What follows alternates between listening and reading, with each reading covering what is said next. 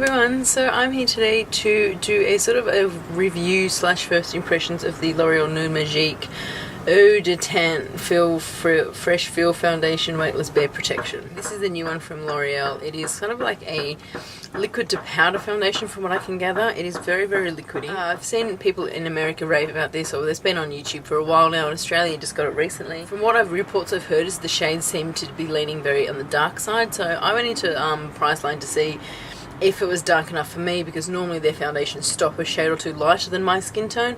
But I found this one. This is 220 Golden Sand, and it actually looks like it could be dark enough for me, so I picked it up. So I'm going to just give it a go to see what it's like. I'm giving it a good shake because I feel like you need to. It hasn't got a pump on it, which is quite annoying, and the instructions say you shake well before use and apply a drop to your finger. So I'm guessing you do this and then do these ones. It's kind of very annoying. I'd rather not have to do this and just have a pump. It says also here, naturally even, shine-free look, undetectable coverage, silky soft touch, no makeup feel. It doesn't sort of tell me what kind of coverage it is. I'm guessing it's a light coverage. That's my guess is going to be. So let's just... All my brushes are downstairs being washed. I'm going to go in with this brush from Furless. It is a sort of like a flat top brush. I would normally use a Sigma F80 for this kind of foundation. I wouldn't use a beauty blender because it is so liquidy. I'd be kind of scared that a lot of the foundation would get soaked up in the beauty blender even if it was wet. So I'm just going to sort of mix it between stipple and buff this into the skin. It certainly is dark enough for me, so I'm very happy with the colour. I feel like I want a bit more coverage though, especially in this T area,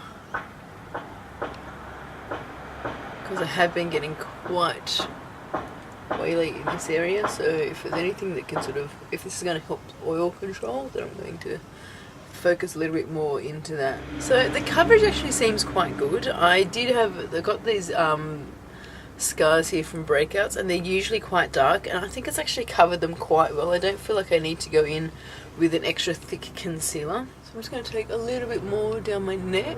Apologies if the lighting is a little bit darker than usual. It's early in the morning and I don't normally film at this time, but the sun hasn't come around to on top of my window just yet. We'll do that later on. So okay, so that is applied. I really like it. It certainly doesn't feel like I've got anything on, but it does add coverage. I like the fact that it's dark enough for my skin tone. That's an added bonus. I don't like the fact that the bottle looks like this at the end of application. That's really disgusting. So I don't think I am going to powder it because it does sort of have the dry sort of a liquid to powder finish. I'm not going to put powder on now. I will, however, take a little my translucent setting powder and just keep that on me in case I do need to sort of blot throughout the day, but I'll let you know as the day goes on how that's going when I can. So I'm just going to finish the rest of my face now really quickly, and then I can sort of let you know how it goes while I'm doing that, if you know different products don't blend smoothly onto it and stuff like that. So yeah. Okay, so I'm going to go now and I'm going to finish my face and makeup for the day. I'm only going to do sort of light makeup. Okay, so I have just put my makeup on. It's been about 15-20 minutes since I put the foundation on. It's sitting quite nicely. It is showing a lot of sort of bumps and a few imperfections that I may have, like a few little under the skin raised areas that I've got. You can certainly see that. It seems a little bit like accentuating some pores and stuff around my nose. Up in the hairline it seems a little bit cakey. I don't know if it's about I put my bronzer on. I just put Casino bronzer on to contour, and it just sort of seems like it's a little bit patchy up here. And it's certainly, I can certainly sort of see some lines on my face there, so it doesn't sort of, I didn't put a primer on underneath either, so I would like to say that I'm just wearing it as it is on the skin just to see how it goes in its true raw form. If I was to wear it, I would want to put a pore minimizing primer around my nose especially, and maybe one on my forehead there to see if they can sort of even out any of those little few lines that I'm getting. But Apart from that, the colour is good. It hasn't oxidised or anything on my skin. It still feels very, very light, which I really do like the feel of it.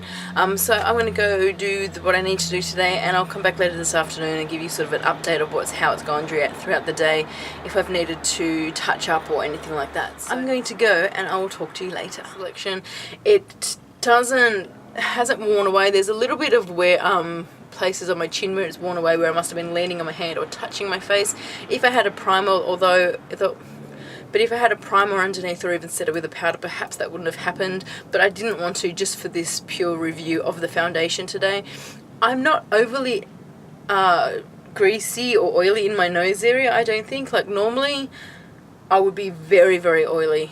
In a lot of other foundations I got, I would be extremely oily in this area, but I don't think I am at all. It may be a little bit, but nothing that I would say. To me, looking in the mirror, I would say I'm not oily compared to what I usually can be at this time of the afternoon. I haven't touched up at all. I didn't take anything with me to touch up, and I feel like I could wear this for another few hours quite happily without having the need to touch up anything. So overall, I'm really, really liking this foundation. It's really good. I do like the fact that I can get my shade in Australia, because I can't do that with a lot of other brands. So the fact that it comes in my shade, I was really super happy about that, because this is one foundation that I really, really wanted to try. Overall, I give it about a 2 thumbs up. It's a really good foundation. I will check the price. I'm guessing, being L'Oreal, it's around the 20 something to $30 mark, so not cheap. But if you do want a really good coverage, lightweight foundation, then this one might be well worth checking out for you. So that's it. I hope you like this review, and I will see you soon. Bye.